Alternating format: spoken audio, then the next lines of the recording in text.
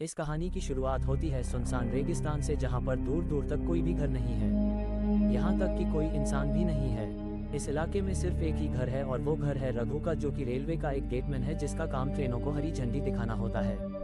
लेकिन इस पटरी से सिर्फ 3 ही ट्रेनें गुजरती हैं और उनकी टाइमिंग रघु को बहुत अच्छे से मालूम है, क्योंकि रघु ये काम पिछले 10 सालों से करता आ रहा है। पिछले 10 सालों से रघु ने ना तो किसी इंसान को देखा है और ना ही उसने किसी इंसान से बात की है। अब एक दिन जब रघु ट्रेन को हरी झंडी दिखा रहा होता है, तभी उसकी नजर पड़ती है कि ट्रेन से कोई लड़की कूद चुकी है, जिस वजह से वह पूरी तरह से जख्मी और बेहोश हो चुकी है। इसीलिए रघु उस लड़की को कंधे पर उठाकर अपने घर ले आता है। रघु के लिए यह बहुत बड़ी बात है, क्योंकि पिछले 10 साल से उसने किसी भी इंसान को नहीं देखा था और आज 10 सालों के बाद उसने किसी इंसान को देखा है। इसीलिए वह उस लड़की को छूने की कोशिश करने लगता है, लेकिन तभी अचानक से उस लड़की को होश आ जाता है और वह रघु को देखकर पूरी तरह से डर जाती है। लड़की यहाँ पर अपना नाम चैताली बताती है। रघु उसे कहता है कि तुम ट्रेन से गिर गई थी, इसीलिए मैं तुम्हें उठाकर यहाँ पर ले आया, क्योंकि बाहर बहुत ज्यादा धूप थी और तुम बीमार पड़ सकती थी। रघु से पूछता है कि आखिर तुम ट्रेन से कैसे गिरी। चैताली बताती है कि वो अपने हस्बैंड के साथ सफर कर रही थी। जब वो टॉयलेट की तरफ गई तो वहाँ 2 लोग लड़ रहे थे और जब मैं उनके बीच में आई तो उन लोगों ने मुझे ही नीचे फेंक दिया। कैताली कहती है कि उसके हस्बैंड परेशान हो रहे होंगे और उसे ढूंढ रहे होंगे। वो किसी भी वक्त शायद यहाँ भी आ सकते हैं, लेकिन उससे पहले मुझे उन तक पहुँचना है। तब रघु बताता है कि यहाँ से दूर दूर तक कोई भी घर नहीं है और ना ही कहीं तक जाने का जरिया। अगर तुम्हारे हस्बैंड तुम्हें ढूंढने के लिए आएंगे तो वह यहीं आएंगे, इसलिए तुम्हें यहीं पर रुकना चाहिए। लेकिन चैताली रघु की बात नहीं मानती और अकेले ही रेगिस्तान में निकल पड़ती है। चैताली बहुत दूर तक जाती है, लेकिन दूर दूर तक कोई भी घर नहीं होता। तभी यहाँ पर चैताली को चक्कर आने लगते हैं और वह बेहोश हो जाती है। इसके बाद हम देखते हैं कि रघु चैताली का पीछा कर रहा था। जब वह बेहोश हुई तो वह उसे फिर से उठाकर अपने घर ले आया और जो चैताली के पैर में चोट लग चुकी थी उन पर वह मरहम लगा रहा होता है। रघु चैताली को समझाता है कि तुम यहाँ से नहीं जा सकती, तुम अपने हस्बैंड को यहीं पर आने दो। लेकिन चैताली को रघु के ऊपर बिल्कुल भी भरोसा नहीं है, क्योंकि वह किसी अनजान शख्स के साथ ऐसे रात नहीं बिता सकती। अगर उसने रात को कुछ कर दिया तो वह कुछ भी नहीं कर सकती। चैताली जैसे तैसे सो जाती है, लेकिन वह बार बार उठकर रघु को देख रही होती है, जो कि फर्श पर सो रहा होता है। रघु को ऐसा लगता है कि शायद चैताली अनकंफर्टेबल है, इसलिए वह घर से बाहर चला जाता है। चैताली जब देखती है कि रघु बाहर चला गया, तब जाकर वह सुकून की नींद सोती है। अगले दिन जब सुबह होती है तो रघु अपनी डेली रूटीन स्टार्ट कर देता है। वो सुबह 4:30 बजे उठता है, बहुत दूर से पानी लेकर आता है और सुबह सुबह एक ट्रेन भी आती है जिसे उसे हरी झंडी भी दिखानी होती है। रघु पिछले 10 सालों से यही रूटीन फॉलो कर रहा है और आज तक वो किसी भी ट्रेन का टाइम नहीं बोला है। रघु यहाँ पर चैताली को बताता है कि उसने पिछले 10 सालों से किसी भी इंसान से बात नहीं की है, उसे बात करना काफी पसंद है। यहाँ पर चैताली भी अब कहीं ना कहीं रघु पर यकीन करने लगी है, क्योंकि रात को उसने उसके साथ कुछ भी नहीं किया। अब क्योंकि चैताली रघु को परेशान देख रही थी, इसलिए रघु चैताली से कहता है कि मैंने तुमसे बात छुपाई है। वो कहता है कि हर रोज जब ट्रेन आती है तो मेरा टेलीफोन बजता है। दरअसल वो टेलीफोन जो है वह सिर्फ इनकमिंग होता है, उसे आप किसी से कॉल नहीं कर सकते। जो कॉल आते हैं आप सिर्फ उनसे ही बात कर सकते हैं। तो अगली बार जब ये टेलीफोन बजेगा तो मैं उन्हें तुम्हारे बारे में बता दूंगा, जिसे तुम्हारा हस्बैंड जो है वह तुम्हें आसानी से ढूंढ लेगा। अब कुछ ही देर के बाद वह टेलीफोन बज पड़ता है और जब रघु उन्हें चैताली के बारे में बताने वाला होता है कि तभी चैताली अचानक से वह कॉल काट देती है। चैताली बताती है कि उसे ट्रेन से फेंका नहीं गया था, बल्कि वह खुद ट्रेन से कूदी थी, क्योंकि वह अपने हस्बैंड से भाग रही थी। वो एक साइकियाट्रिस्ट है और उसी ने उसके हस्बैंड का इलाज भी किया है। इसके बाद चैताली अपने फ्लैशबैक की स्टोरी बताना शुरू करती है। वो बताती है कि कुछ साल पहले सिंचू नाम का एक पेशेंट मेरे पास आया, जो कि काफी डिप्रेशन में था, क्योंकि उसकी वाइफ ने सुसाइड कर लिया। ये सदमा संजू बर्दाश्त नहीं कर पाया और वह सदमे में चला गया, जिस वजह से वह डिप्रेशन से बाहर ही नहीं आ पा रहा था। इसीलिए चैताली ने उसका इलाज किया, लेकिन ये ट्रीटमेंट इतना इजी नहीं था। दरअसल ये चैताली का पहला केस था, इसलिए उसने बहुत ज्यादा टाइम सिंचू को दिया। धीरे धीरे सिंचू नॉर्मल होने लगा और चैताली और सिंचू दोस्त बनने लगे। और अब क्योंकि चैताली ने सिंचू को बहुत ज्यादा टाइम दे दिया था और सिंचू भी पूरी तरह से ठीक हो गया था, तो ये दोनों एक दूसरे को पसंद करने लगे। कुछ दिनों के बाद इन दोनों ने एक दूसरे से शादी कर ली। चैताली के फैमिली मेंबर्स बिल्कुल भी यह नहीं मान रहे थे, क्योंकि सिंचू एक पागल है और वह कभी भी वापस अपनी हालत में जा सकता है। लेकिन चैताली उनकी बात नहीं मानती और सिंचू से शादी कर लेती है। उनके शादी के कुछ टाइम बाद ही सिंचू ने अपना रंग बदल लिया। वो चैताली के साथ ऐसा बिहेव करने लगता कि वह पागल हो गया है। साथ ही वह उसे मारता भी था। सिंचू की यह डेली रूटीन बन चुकी थी। वह रोज नशे और ड्रग्स करता और अपनी वाइफ चैताली को मारता। चैताली भी उसे पूरी तरह से परेशान हो चुकी थी। इस तरह से सिंचू चैताली की जिंदगी खराब करने लगा था। जहां पर चैताली अब रघु के ऊपर भरोसा करने लगती है, इसीलिए वह नहाने के लिए जाती है। रघु बहुत दूर से पानी लेकर आया था और जब चैताली नहा रही होती है तो रघु चुपचाप से देखने लगता है। जब चैताली नहाकर अंदर आती है तो रघु उसे अपने कपड़े देता है और उसे पूछता है कि तुम्हारे पीठ पर जो चोट का निशान लगा है वह कैसे लगा। चैताली समझ जाती है कि रघु उसे नहाते हुए देख रहा था। वो बताती है कि यह चोट का निशान भी उसके हस्बैंड ने ही दिया है। जिसके बाद वह अपने फ्लैशबैक की स्टोरी को आगे बढ़ाते हुए बताती है कि उसने बहुत दिन तक सिंचू का टॉर्चर झेला, लेकिन एक दिन उसे सिंचू की डायरी मिल गई जिसमें उसने सब कुछ लिखा था। उस डायरी को पढ़ने के बाद चैताली को पता चलता है कि सिंचू की वाइफ ने सुसाइड नहीं की थी, बल्कि सिंचू ने ही अपनी वाइफ को मारा था और साथ ही उसने हॉस्पिटल की एक नर्स को भी मारा था, जिसके बारे में भी उसने उस डायरी में लिखा था। लेकिन तभी वहां पर सिंचू आ जाता है। वो चैताली को डायरी पढ़ता हुआ देख लेता है और वो उसे बहुत मारता है और पुलिस से बचने के लिए सिंचू चैताली को अपने साथ ट्रेन से कहीं ले जा रहा होता है और इसी बीच चैताली ने ट्रेन से जंप लगा दिया था।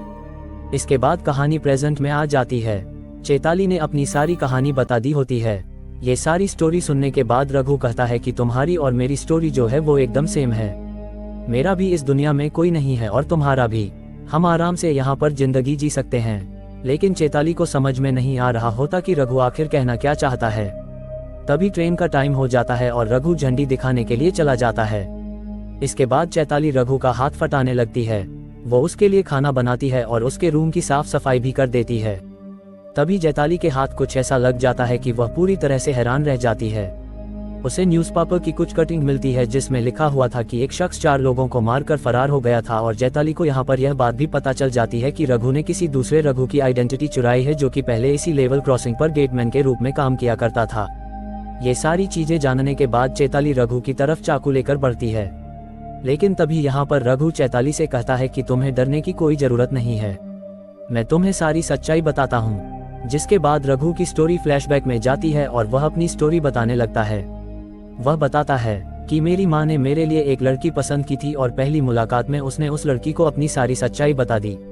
मैंने उसे बताया कि मैं एक लड़की से प्यार करता था, लेकिन उस लड़की ने मुझे धोखा दे दिया और एक अमीर आदमी से शादी कर ली। और जिस लड़की से मैं शादी करने वाला था उसका कोई बॉयफ्रेंड नहीं था और वह भी मुझसे शादी करने के लिए मान जाती है। जिसके बाद मेरी शादी हो जाती है और कुछ एक महीने के बाद मेरी वाइफ अपने एक कजिन को बुला लेती है। वो इसीलिए क्योंकि मेरे कुछ खेत थे जहाँ पर काम करने के लिए मुझे बहुत मेहनत लगती थी, इसीलिए मेरी वाइफ ने अपने कजिन को यहाँ पर काम करने के लिए बुला लिया।